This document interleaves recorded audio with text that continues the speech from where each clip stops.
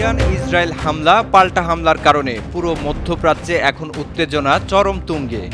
আর এ সময় নতুন করে আলোচনায় আসলো হামাস নেতা হানিয়ার তুরস্ক সফর। আরব নিউজ জানায়, শনিবার ইস্তাম্বুলের দোলমাবাগ প্রাসাদে তুরস্কের প্রেসিডেন্ট এরদোয়ানের সাথে বৈঠক করেন এই হামাস নেতা। এ সফরে হানিয়া একা আসেননি, সংগঠনটির আরও বেশ কয়েকজন গুরুত্বপূর্ণ নেতা উপস্থিত ছিলেন। এর মধ্যে অন্যতম খালেদ মাশাল। এ থেকেই বোঝা যাচ্ছে এটা নিছক কোনো সাধারণ সফর নয়। বৈঠকের পরে বিবৃতিও দিয়েছেন তুর্কি প্রেসিডেন্ট এরদোয়ান। ফিলিস্তিনের জয়ের জন্য দখলদার ইসরায়েলের বিরুদ্ধে ঐক্যবদ্ধ হওয়ার ডাক দেন তিনি। দেহে জীবন থাকা পর্যন্ত ফিলিস্তিনি সংগ্রামকে রক্ষা করবেন বলে জানান তিনি। এছাড়া নিপীড়িত ফিলিস্তিনি জনগণের মুক্তিতে কাজ করে যাবেন বলে প্রত্যয় ব্যক্ত করেন। হামাস পশ্চিমাদের বেশিরভাগের কাছে সন্ত্রাসী সংগঠন হিসেবে বিবেচিত। এসব তোয়াক্কা না করে তুরস্ক হামাসকে আর্থিক ও সামরিক সরঞ্জাম দিয়ে সহায়তা প্রদান করছে। 2011 সালে তুরস্কে একটি কার্যালয় স্থাপন করে হামাস।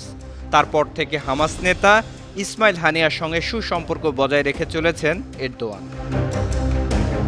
অন্যদিকে এরদোয়ান এবং হানিয়ার এই বৈঠক নিয়ে সমালোচনা ও নিন্দা জানিয়েছে ইসরায়েল। এক্সে নিন্দা জানিয়ে পোস্ট করেছেন ইসরায়েলি পররাষ্ট্রমন্ত্রী কার্টস। তিনি বলেন, মুসলিম ব্রাদারহুড জোট ধর্ষণ, হত্যা, মৃতদেহের অপবিত্রতা এবং শিশুদের পোড়ানো। এরদোয়ান, তোমার লজ্জা হওয়া উচিত। ইসরায়েলের এ সমালোচনার কড়া জবাব দিয়েছে তুরস্কের পররাষ্ট্র মন্ত্রণালয়। বিবৃতিতে বলা হয়, ইসরায়েলি কর্তৃপক্ষের লজ্জিত হওয়া উচিত। তারা প্রায় 35,000 ফিলিস্তিনিকে হত্যা করেছে, যাদের অধিকাংশই নারী ও শিশু। ইসরায়েল আর তুরস্কের এসব উত্তপ্ত বাক্য বিনিময়ের মধ্যে আরও একটি বিষয়ে আলোচনায় থাকছে, আর তা হলো ইসমাইল হানিয়ার 3 সন্তান আর 3 নাতি-নাতনির হত্যা ঘটনা। সম্প্রতি ইসরায়েল হামলায় হানিয়ার 3 ছেলেসহ 1 ডজন আত্মীয় মারা যায়। তাই এরদোয়ানের সাথে হানিয়ার এই বৈঠক যে শুধু গাজা ইস্যুতে, তা বললে হয়তো ভুল হবে।